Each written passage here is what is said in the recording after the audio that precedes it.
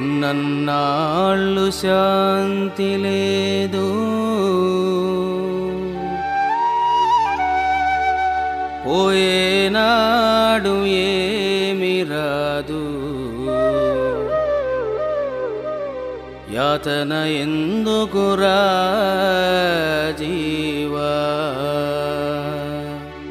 వేదన ఎందుకురా